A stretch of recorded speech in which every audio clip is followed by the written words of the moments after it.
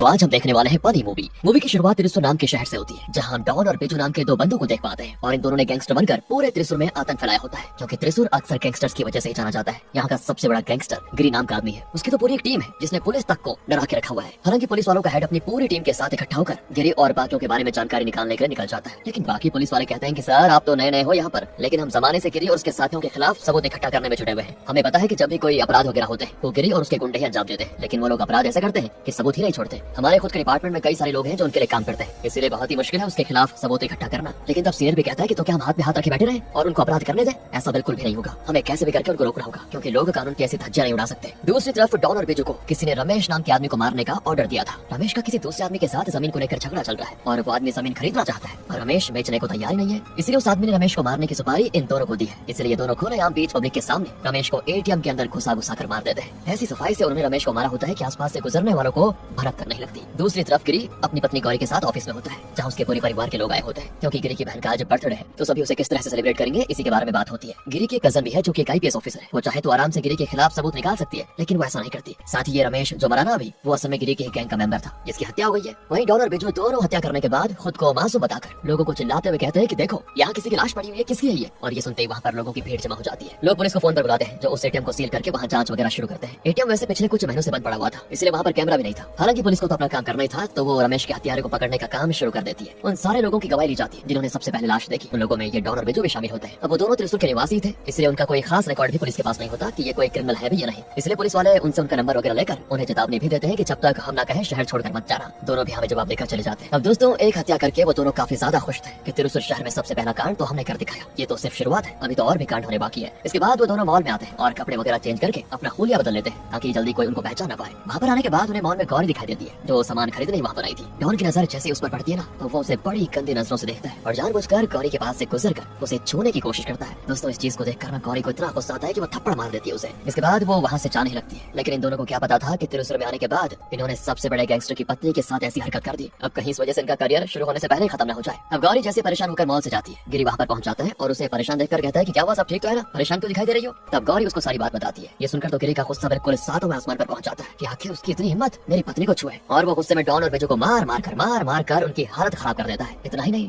Don ने जिस हाथ से गौरी को छुआ था, गिरी उसका वो हाथ ही तोड़ देता है। इसके बाद वो आराम से गौरी के साथ वहाँ से चला जाता है। अब गिरी को तो लग रहा था कि ये मैटर यहीं पर खत्म हो गया, लेकिन उसे क्या पता था कि उसकी इस हरकत से गिरी को बड़ी मुसीबत होने वाली है। अगले सीन में यहाँ पर रमेश का अंतिम संस्कार किया जाता है, जिसमें गिरी भी शामिल होता है। रमेश का एक बड़ा भाई भी है जो सभी से ये कह रहा होता है कि रमेश बहुत ही अच्छा इंसान था, काफी अच्छे पैसे थे इसके पास, जरूर पैसों के लिए मेरे भाई को किसी ने मार गिराया। बेचारे ने शादी तक नहीं की थी, अकेला जिंदगी गुजार रहा था, खत्म हो गई बेचारी की जिंदगी। दूसरी तरफ दोस्तों डॉन और बिजू हॉस्पिटल में आते हैं, क्योंकि गिरी से मार खाने के बाद उन्हें एडमिट होना पड़ा था। तभी वहाँ पर दो बंदे आते हैं। इन दोनों ने ही डॉन और बिजू को रमेश को मारने की सुपारी दी थी। असल में दोस्तों ये दोनों रमेश के बड़े भाई के बेटे हैं। रमेश अकेला था, उसके पास काफी ज्यादा संपत्ति थी जो उसके मरने के बाद उसके बड़े भाई के पास जाएगी, और एक बार ये दोनों भाइयों के पिता को वो संपत्ति मिल गई तो बस ये दोनों अपने पिता को भी मरवा देंगे। इतने खतरनाक है ये, ताकि सारी संपत्ति दोनों के नाम हो जाए। इसलिए इन्होंने डॉन और बिजू को 10 लाख रुपए दिए थे रमेश को मारने के लिए, जो काम उन्होंने सच में कर दिया। अब इन दोनों ने वैसे अपना काम तो कर दिया था, लेकिन गिरी की मार उनके मन से जाती नहीं। जब भी वो आंख बंद करते हैं तो उन्हें गिरी का चेहरा दिखाई देता है। इसीलिए दोनों डिसाइड करते हैं कि हम गिरी की जिंदगी नरक से भी बदतर बना देंगे, ताकि कभी हमारे साथ वो आंख उठाकर भी न देखे। अब गिरी से बदला लेने के लिए सबसे पहले तो दोनों उसका घर ढूंढते हैं कि असल में वो रह कहाँ रहा है। ज्यादा मेहनत नहीं करनी पड़ती उनको और उन्हें गिरी का घर मिल जाता है। इसलिए यहाँ से दोनों अब उन पर नजर रखना शुरू कर देते हैं। दोपहर के टाइम गिरी कुछ जरूरी काम से बाहर गया हुआ था और घर में गौरी अकेली होती है। इसी मौके का फायदा उठाकर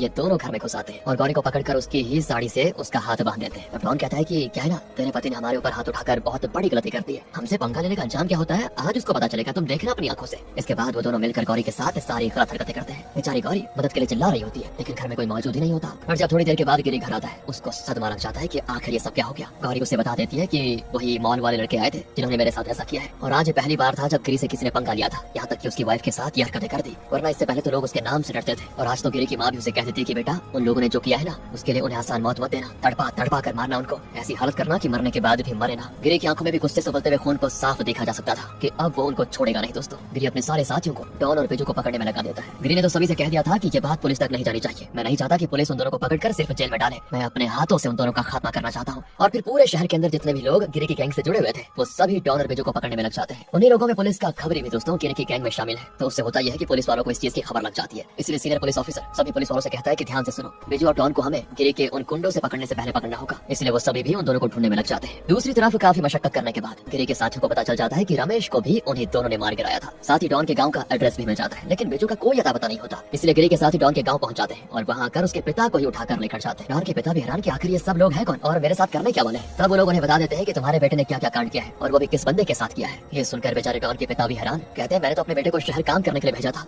न जाने मुझे क्या कर रहा है। और उन्हें भी पता नहीं होता कि डॉन अभी कहाँ हो सकता है, लेकिन उनके जरिए डॉन का पता लगाया जा सकता था। इसलिए गिरी के साथ ही डॉन के पिता के मोबाइल से डॉन को फोन लगाते हैं, जहाँ गिरी का भाई देवा फोन पर ही डॉन के पिता को मारते हुए उनकी चीखें डॉन को सुनाता है और कहता है कि अभी तो सिर्फ मारा है, जल्दी नहीं आया तो जान से मारने में भी देरी नहीं लगेगी, क्योंकि तूने जिससे पंगा लिया है ना तो कब्र में भी क्यों ना चले जाए, गिरी तुझे वहाँ से भी खोद कर बाहर निकाल लेगा। ज्यादा टाइम नहीं है तेरे पास, जल्दी अपने बाप को बचाना है तो पहुंच जाया। ये सुनकर डॉन एकदम से गुस्से में हो जाता है कि देवा की इतनी हिम्मत कैसे हुई कि मेरे पिता को मारे, दुश्मनी मेरे से थी तो मेरे पिता को बीच में क्यों लाया, नहीं छोड़ूंगा इसे, अब मैं भी गिरी के सारे करीबी को मार डालूंगा। इसके बाद तो वो और बिजू दोनों अपना फोन फेंक देते हैं ताकि फोन ट्रेस ही ना हो पाए। अब रात को देवा आराम से सो रहा होता है क्योंकि उसे ये लगता है कि डॉन अपने पिता को बचाने जरूर आएगा तो हम उसको पकड़ लेंगे। उस समय उसकी ये बात सच भी होती है। डॉन बिजू के साथ देवा के घर तो आ जाता है, लेकिन डरते हुए नहीं बल्कि डराने के लिए। वो सोए हुए देवा का फायदा उठाकर उसे चेन की मदद से बेड से बांध देता है और थप्पड़ मार मार कर उसको जगाते हुए कहता है कि मैंने कहा था ना, मेरे मैटर के बीच में मेरे पिता को नहीं लाना चाहिए था, अब तू अंजाम भुगतेगा। इतना कहकर वो देवा को शूट करके मार देता है। और फिर क्या था, इस चीज की खबर जैसे ही गिरी को लगती है वो तुरंत देवा से मिलने जाता है जो कि मर चुका था। गिरी को तो समझ नहीं आता कि आखिर दो कौड़ी के लफंगों में इतना दम कहां से आ गया कि मेरी पत्नी के साथ ऐसा काम करे, उसके बाद मेरे भाई तक को मार दे। गिरी दोस्तों ये सोच सोच कर पागल हो जाता है कि अब मैं कैसे भी करके उन दोनों को अपने कब्जे में लेना चाहता हूँ। उन्हें मारूंगा नहीं, ऐसा मारूंगा कि बस देवा के मरने की खबर मीडिया तक चली जाती है। इसीलिए ऑफिशियली तौर पर पुलिस भी अब इस केस में इन्वॉल्व हो जाती है। वो लोग भी डॉन और बिजू को पकड़ना चाह रहे होते हैं और पब्लिक तो इस चीज से बड़ी खुश होती है कि चाहे कोई भी हो,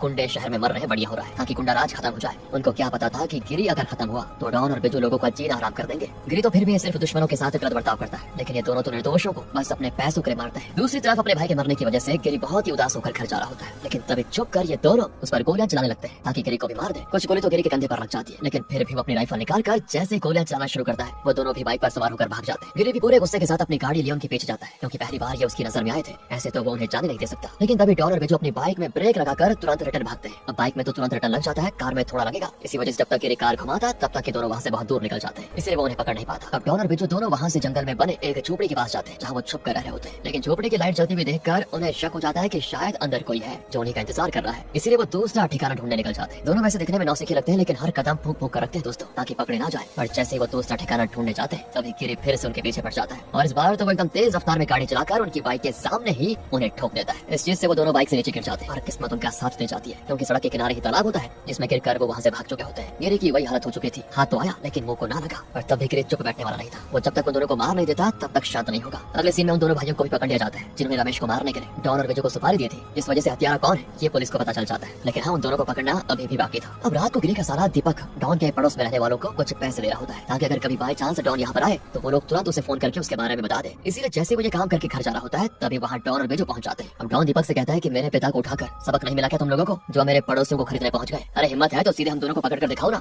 दूसरों का सहारा लेने की क्या जरूरत है? इतना कहने के बाद डॉन कई बार चाकू की मदद से दीपक पर हमला कर देता है। इसके बाद वो दीपक के फोन से गुस्सा दिलाने के लिए गिरी को कॉल करता है और उससे कहता है कि तेरा साला जिंदगी और मौत के बीच लटक रहा है, अब उसे बचा सकता है तो बचा ले। गिरी तुरंत ही दीपक को बचाने पहुंच जाता है और किस्मत से सही टाइम पर वो पहुंच भी जाता है। इसीलिए दीपक को हॉस्पिटल में एडमिट करने के बाद डॉक्टर कहते हैं कि दीपक खतरे से बाहर है। तब पूरे परिवार वालों की जान में जान आती है। अब पुलिस वाले गिरी के पास आकर कहते हैं कि देखो हम डॉन और बिजू के पीछे लगे हुए, हमारी पूरी एक टीम इस पर काम कर रही है, इसलिए प्लीज तुम लोग पीछे हट जाओ और कानून को अपने हाथ में मत लो। और गिरी कहता है कि तुम्हारी टीम तो कब से काम कर रही है, उसके बावजूद भी मेरा भाई मर गया, मेरे साले के ऊपर जानलेवा हमला हुआ, अब क्या अपने पूरे परिवार को मरने दूं, उसका इंतजार करूं? एक बार वो दोनों मेरे हाथ लग गया ना तो उन्हें जिंदा नहीं छोड़ूंगा, ये बात याद रखना। पुलिस वाले भी ये सुनकर खामोश हो जाते हैं क्योंकि उनके पास कोई सुराग ही नहीं था। इधर सारे लोग परेशान थे, लेकिन डॉन और बिजू तो रुकने का नाम ही नहीं लेते। अब तो उन्होंने गिरी की माँ को अपना अगला टारगेट बना लिया होता है। गिरी की माँ जैसे हॉस्पिटल की लिफ्ट में होती है उसके अंदर वो दोनों पहुंच जाते हैं, वो भी बुर्का पहनकर, और गिरी की माँ पर भी चाकुओं से हमला कर देते हैं, लेकिन किस्मत से उन्हें भी बचा लिया जाता है। गिरी की हालत खराब, उसे समझ नहीं आता कि करे तो करे क्या, कैसे ढूंढे उन दोनों को, क्योंकि अगर जल्दी कुछ ना किया गया तो पूरा परिवार खत्म हो जाएगा। तभी उसका दोस्त उसको फोन करके कहता है कि डॉन और बिजू ने सरेंडर कर दिया है, वो भी पुलिस के सामने, अभी वो दोनों जेल के अंदर है। ये सुनते ही गिरी तुरंत पुलिस स्टेशन आता है जहाँ सच में दोनों जेल के अंदर मौजूद होते हैं। अब गिरी का तो मन कर रहा था कि जेल के अंदर घुसकर दोनों को अभी खत्म कर दूं, लेकिन पुलिस वाले उससे कहते हैं कि देखो अब टेंशन लेने की जरूरत ही नहीं है, हमने इतने चार्जेस लगाए हैं कि कभी दोनों बाहर नहीं आ पाएंगे। और दोस्तों यही तो था दोनों का प्लान। उन्हें पता था कि एक बार वो खुद को पुलिस के हवाले कर दे तो पुलिस कानून के हिसाब से उनको सजा देगी और गिरी और उसके साथियों से बचाएगी भी पुलिस। अब थोड़े दिन जेल में बिताने के बाद रिश्वत वगैरह देकर वो बाहर आ ही जाएंगे, ये उनका प्लान है। गिरी को भी ये बात बड़े अच्छे से पता होती है कि दोनों का प्लान चल क्या रहा है, इसलिए अभी के लिए तो गिरी जेल से चला जाता है। लेकिन अगले दिन जब दोनों यानी कि वो डॉन और बिजू कोर्ट में जा रहे होते हैं तो गिरी के साथ ही स्नाइपर की मदद से दोनों पर गोलियां चला देते हैं, लेकिन गोली चलने के बाद भीड़ में हड़कंप मच जाती है। पुलिस वाले भी तुरंत उन दोनों को बचाकर गाड़ी में डाल देते हैं ताकि उन्हें हॉस्पिटल ले जा पाए। दोनों की जान तो बच जाती है और ऐसा लगता है कि गिरी का प्लान फेल हो गया। अब वो पुलिस के चंगुल से इन दोनों को छुड़ा नहीं सकता। पुलिस पूरे हॉस्पिटल को अच्छे से घेर लेती है ताकि कोई भी उन दोनों को कुछ कर ना पाए। लेकिन जिस वार्ड के अंदर वो दोनों मौजूद होते हैं, गिरी का दोस्त बाहर से वार्ड की दीवार ही तोड़ देता है और दोनों को हॉस्पिटल के अंदर से उठा लेता है। पुलिस सिर्फ हाथ पे हाथ धरी रह जाती है। अब यहाँ से हम जंगल में बने घर को देखते हैं जिसके अंदर ही डॉन और बिजू मौजूद है और तब पूरे गुस्से के साथ गिरी वहाँ पर आता है। यहाँ कोई नहीं होता उसको रोकने वाला, वो जैसे चाहे वैसे तड़पा तड़पा कर उन दोनों को मार सकता है। अब हाँ, गिरी इतनी आसान मौत तो उनको देने से रहा, वो पहले तो जी भर के दोनों को मारता है। जो भी इन दोनों ने उसके परिवार वालों के साथ किया उसका पूरा बदला ले रहा होता है। पर तब भी डॉन गिरी से कहता है कि किस काम का तू गुंडा है रे, तेरी पूरी टीम के होते हुए हम दोनों ने मिलकर इस शहर के सबसे बड़े गुंडे की नींद हराम कर दी। अरे हम मर भी गए तो कोई फर्क नहीं पड़ता, क्योंकि हमें त्रिशूल में दहशत फैलानी थी जो हमने कर दिखाया। वो फिर से गिरी को उसकी पत्नी के बारे में कहकर गुस्सा दिलाने लग जाता है कि सच बताएं तो भाभी बड़ी कमाल की चीज है। और फिर क्या था, इस चीज से गिरी के सब्र का बांध टूट जाता है और वो सबसे पहले पेजू को, उसके बाद डॉन को बॉम्ब लगाकर चिथड़े उड़ा देता है उनके। बड़ी भयानक मौत होती है दोनों की। आखिरकार गिरी ने अपना बदला ले लिया था और उसने ये भी बता दिया था कि त्रिशूल का असली गुंडा कौन है।